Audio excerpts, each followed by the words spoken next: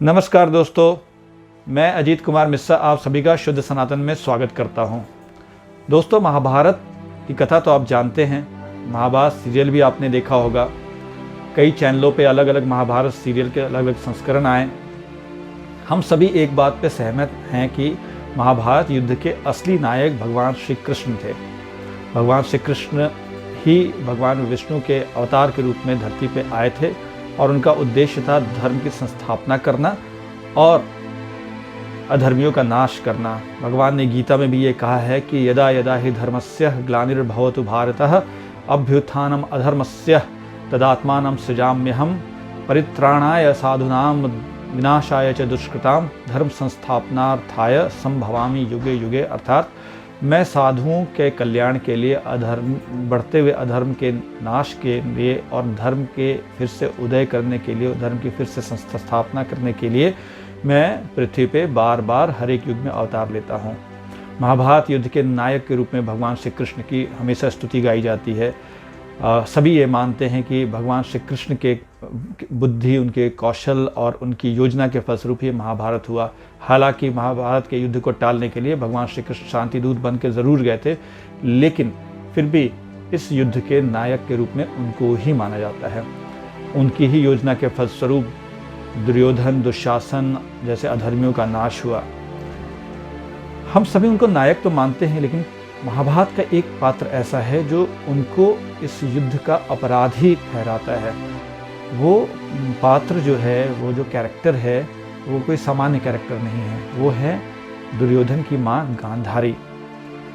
गांधारी का परिचय केवल इतना ही कि वो दुर्योधन की माँ थी, एक अधर्मी की माँ थी, बल्कि गांधारी को महाभारत में एक महान तपस्विनी नारी के रूप में दिखाया गया है, जो हमेशा सत्य के आचरण को अपनाती थी और हमेशा धर्म के साथ रहती थी।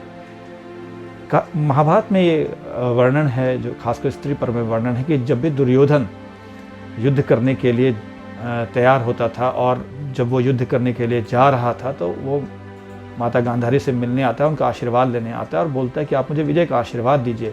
तो उस वक्त भी गांधारी जो है यही कहती है कि तुम अधर्म के रास्ते पे हो और मैं यही मानती हूँ यतो धर्मस् ततो जयः, यानी जहाँ धर्म है वहीं विजय होती है। अगर तुम धर्म के रास्ते पे अभी भी चलोगे तो तुम्हारी विजय हो सकती है, लेकिन ऐसा होगा नहीं।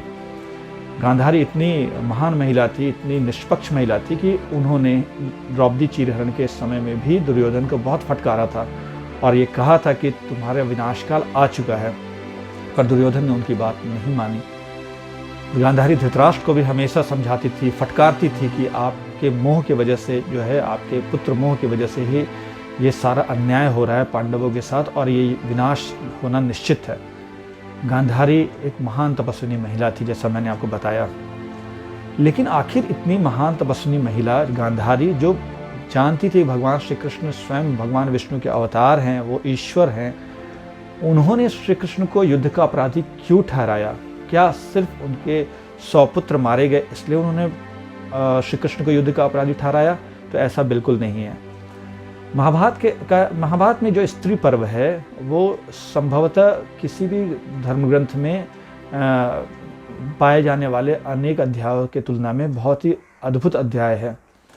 इस पर्व में महाभारत के युद्ध के बाद जो विनाश की लीला होती है, जो मरे हुए लोग हैं और जो लाश बिखरे होते हैं, उन सब का बड़ा ही कारुणिक वर्णन है। स्त्री पर्व में ये कहानी आती है कि जब पांडवों ने युद्ध को जीत लिया और पांडवों ने जो है श्री कृष्ण को, धृतराष्ट्र को और गांधारी के विलाप को और शोक को खत्म करने के लिए भेजा, तो श्री कृष्ण ने गांधारी को बहुत कुछ समझाया, धृतराष्ट्र को भी समझाया कि आपके पुत्रों की वजह से ऐसा हुआ। लेकिन गांधारी उनकी बात मानती थी, लेकिन फिर भी गांधारी उस पर कुछ बोलती नहीं है। फिर वेदव्यास आते हैं और वेदव्यास गांधारी को दिव्य दृष्टि देते हैं ताकि वो अपनी आंखों के पट्टी के होने के बावजूद वो रण क्षेत्र में मरे हुए लोगों को देख सके, अपने लोगों को देख सके। गांधारी धृतराष्ट्र के साथ रण क्षेत्र में जाती है जहाँ करोड़ों करोड़ों लोगों की लाशें पड़ी हुई थी। गांधारी के साथ साथ पूरे हस्तिनापुर में और अलग अलग राजाओं की पत्नियां, बेटियां, माताएं भी जाती जिनके पुत्र, पिता और पति मारे गए थे। जब गांधारी इन सब लोगों को देखती है, इन अपने पतियों, अपने पिताओं, अपने पुत्रों की लाशों पर विलाप करते हुए और युद्ध के बाद मरे हुए लोगों के शवों के पास गीदड़ों को, गीधों को, सियारों को, लाशों को नोचते हुए, तो वो बहुत विचलित हो जाती हैं। इसके पहले क्या होता है कि गांधारी से मिलने युधिष्ठिर आते हैं। गांधारी का क्रोध शांत नहीं होता है, सारे पांडव आते हैं मिलने के लिए।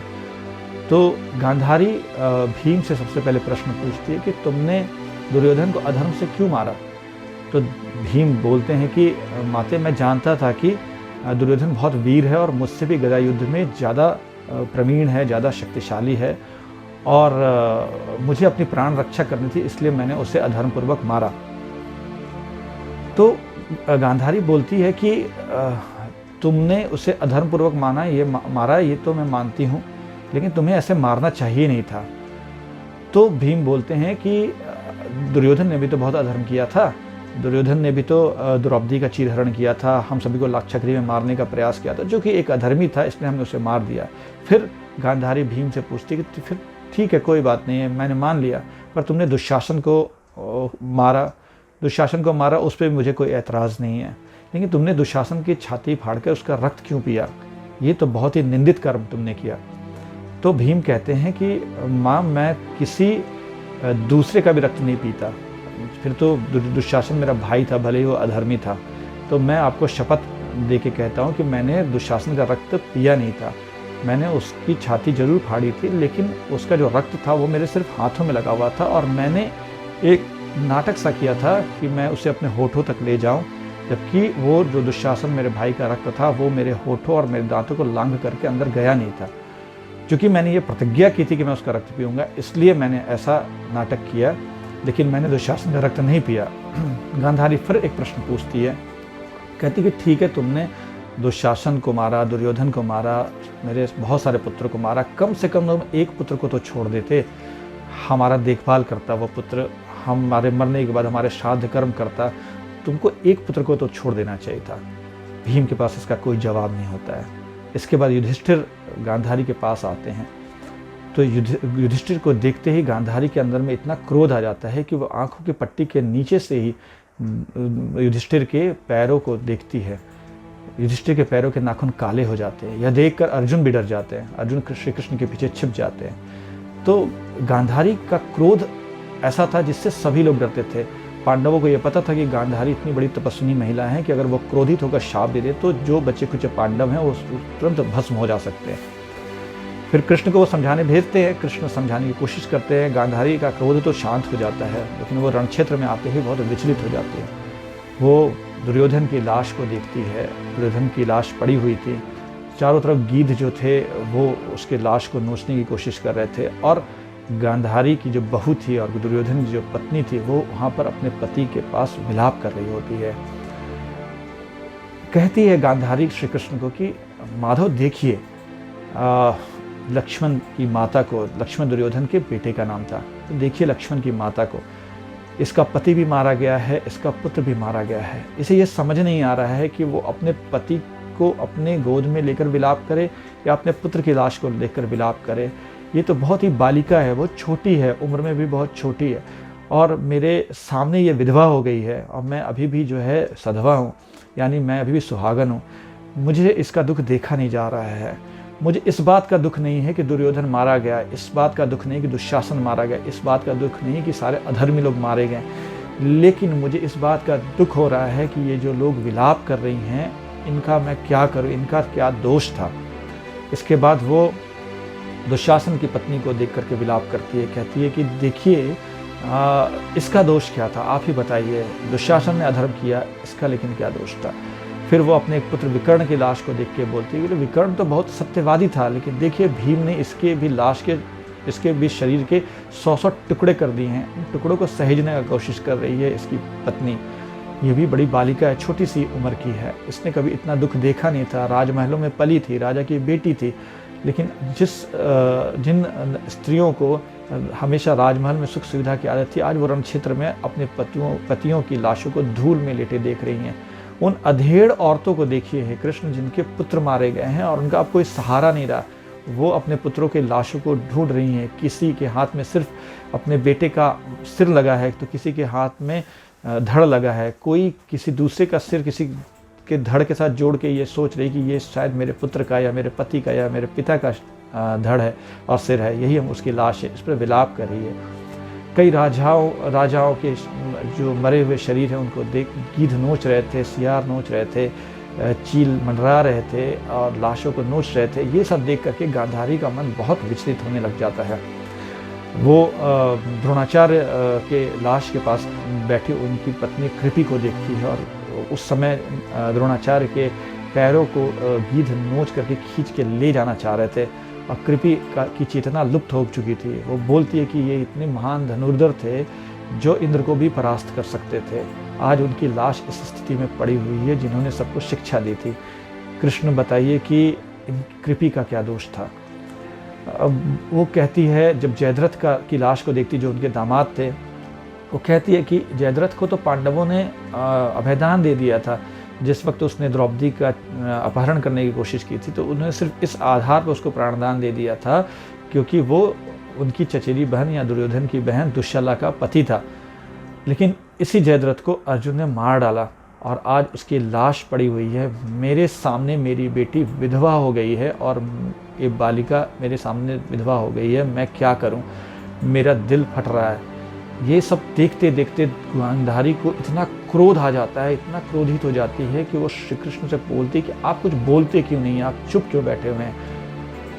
कृष्ण कुछ नहीं बोलते हैं तो गांधारी उनको शाप देती है, बोलती है कि हे कृष्ण, इस युद्ध का सारा दोष आप पर है क्योंकि आप सबल थे, आप ज्ञानी थे, आपको सभी चीज़ों का पता था, आपको सभी परिणामों का पता था। आप चाहते थे युद्ध को रोक सकते थे, लेकिन आपने जानबूझकर इस युद्ध को नहीं रोका और पूरे कुरुवंश का विनाश होने दे दिया। आपकी वजह से कुरुवंश का विनाश हुआ है और ये सारी स्त्रियां जो हैं, आज इतने करोड़ों करोड़ों लोग मारे गए हैं। ऐसे लोग भी मारे गए जिनका कोई अपराध नहीं था, ना वो कुरुकुल के भी नहीं थे। इन सब को आपकी वजह से मरना पड़ा है। इन सारी स्त्रियों को आपकी वजह से विलाप करना पड़ रहा है। आज इनका कोई सहारा नहीं रह गया है और ये सब इसलिए हुआ क्योंकि आपने युद्ध को रोकने की कोशिश नहीं की, क्योंकि आप समर्थ थे। इसके बाद गांधारी अपना भीषण शाप देती है कृष्ण को और कहती है कि आज से ठीक 36वें वर्ष में आपके कुल और संबंधी भी आपस में लड़ मरेंगे। आपके कुल वृष्णि यादव कुल जो था कृष्ण का, वो सभी लोग जो हैं लड़ मरेंगे, आपस में कट मरेंगे और इनके बीच भयानक युद्ध होगा और आप जो है अपरिचित और लोगों से ओझल होकर के वन में विचरेंगे और शोक से पीड़ित होंगे और तो और आपकी मृत्यु भी बहुत ही निंदित तरीके से होगी। श्री कृष्ण गांधारी की इस बात को सुनते हैं और सिर झुकाकर सुन लेते हैं और स्वीकार कर लेते हैं। वो कहते हैं कि हे गांधारी, हे माते, मैं आपके साप को स्वीकार करता हूँ कि मैं जानता हूँ कि मेरी यादव सेना जो है, मेरे वृष्णि कुल के वीर जो हैं वो अवध्य हैं, उनको कोई मार नहीं सकता। वो सिर्फ एक दूसरे के द्वारा ही मारे जा सकते थे। ये होना ही था, मेरे को भी मालूम था, इसलिए मैं आपके शाप को स्वीकार करता हूँ। लेकिन श्री कृष्ण कहते हैं जो आप सारा दोष मेरे ऊपर मढ़ रही है, ऐसा भी नहीं है। आपका ही पुत्र था, आपने उसको बचपन से ठीक से समझाया नहीं, उसको इस अधर्म का अगुआ बना करके आगे कर दिया। आप भी चाहती तो युद्ध को रोक सकती थी, लेकिन आपने भी तो ये कार्य नहीं किया। गांधारी इस पर कोई जवाब नहीं देती क्योंकि गांधारी जानती है कि श्री कृष्ण ईश्वर हैं। गांधारी हमेशा श्री कृष्ण को ईश्वर के रूप में ही मानती थी। गांधारी कुछ नहीं बोलती है, गांधारी रोने लग जाती है, उसकी आंखों से आंसू गिरने लग जाते हैं और वो चुप रह जाती है। तो गांधारी का ये जो शाप है और श्री कृष्ण को युद्ध का अपराधी बनाने का जो दोष है, वो सिर्फ इसलिए नहीं था कि उनके 100 पुत्र मारे गए थे। वो इस नरसंहार को देख करके और उन स्त्रियों को देख करके जो विलाप कर रही थी, रो रही थी, अपने पतियों के लाशों के पास बैठी हुई थी, इनका आगे पीछे देखने वाला कोई नहीं था, उनको देख कर विचलित हो जाते। उस विचलन में जा कर के वो गांधारी श्री कृष्ण को शाप देती हैं। बाद में श्री गांधारी को पछतावा भी होता है और वो श्री कृष्ण को ईश्वर मानने लगती हैं फिर से। तो ये ऐसा नहीं है कि हमारे शास्त्रों में युद्ध के बाद विलाप, स्त्रियों के विलाप की कोई कथाएं नहीं, ये पहली बार है, ऐसा नहीं है। ऋग्वेद में भी दशराग युद्ध के बाद स्त्रियों के विलाप का वर्णन आता है। इसके अलावा अगर हम रामायण को पढ़ते हैं तो उसमें वाली के हत्या के बाद, वाली के वध के बाद उनकी पत्नी तारा श्री राम के सामने विलाप करती हैं, लेकिन वो श्री राम के ऊपर किसी प्रकार का दोष नहीं देती है। वो कहती है कि मैंने आपको बहुत समझाने की कोशिश की पर आप समझे नहीं, आप अधर्म के रास्ते पे थे, आपने अपने भाई के साथ अन्याय किया था, इसलिए आपको ये मृत्यु होनी तय थी। वो श्री राम को इसका अपराधी नहीं मानती है। इवन इफ कि रावण का भी जब वध होता है श्री राम के द्वारा, तो रावण की सारी पत्नियां आती हैं, जिसमें मंदोदरी भी होती है, और सभी रावण के शरीर के पास बैठ के विलाप करती हैं, लेकिन कोई भी श्री राम को दोष नहीं देता है, क्योंकि वो सभी ये मानती हैं कि श्री राम की कोई गलती नहीं थी, वो तो धर्म के साथ हैं। रामो विग्रहवान धर्म, राम धर्म के मूर्ति रूप हैं, और रावण जो था अधर्म का रूप था, और रावण ने बहुत सारी नारियों के साथ बुरा व्यवहार किया था। कुछ नारियों का उसने बलात्कार भी किया था, और माता सीता को उसने अपहरण करके अपने शोक वाटिका में रखा था। तो अधर्मी था रावण, इसलिए मंदोदरी इस बात को जानती थी, इसलिए वो श्री राम को इसके लिए कोई दोष नहीं देती हैं। गांधारी भी श्री कृष्ण को दोष नहीं देती हैं कि युद्ध जो है वो उसके केवल कृष्ण ही अपराधी हैं। कहती है वो ऐसा इसलिए क्योंकि वो बहुत विचलित हो जाती है। एक विचलित मनस्वस्था में गांधारी का ये दिया हुआ शाप है। तो मित्रों, गांधारी एक बहुत तपस्वी महिला थी और श्री कृष्ण युद्ध के अपराधी नहीं थे, लेकिन ये जो सारा प्रसंग था वो किसी स्त्री के दिल के टूट जाने के बाद निकले हुए संबोधन थे। आज के लिए आप सभी को इतना ही। मैं महाभारत की कुछ और कथाओं को लेकर आने वाला हूँ, ऐसी कथाएं जिनके बारे में आप बहुत कम जानते होंगे। मेरा ये प्रयास है कि मैं आपको सनातन धर्म के वैसे कथाओं और ऐसे विचारों को लेकर के आऊँ जो हमारे सनातन धर्म को की महानता के बारे में बताते हैं। अगर आपको हमारा ये वीडियो पसंद आता है तो आप इसे लाइक कर सकते हैं और कमेंट भी डाल सकते हैं, और अगर आपको हमारा चैनल पसंद आता है तो आप इसे सब्सक्राइब भी कर सकते हैं। आप चाहे तो हमारे वेबसाइट पे भी जा सकते हैं, जहां सनातन धर्म से संबंधित बहुत सारी गूढ़ बातों का वर्णन किया गया है। इस हमारे वेबसाइट का एड्रेस है www.shuddhasanatan.org। आज के लिए इतना ही मेरे मित्रों, मैं आप सभी से विदा लेता हूं और फिर जल्दी मिलने का वादा करता हूं।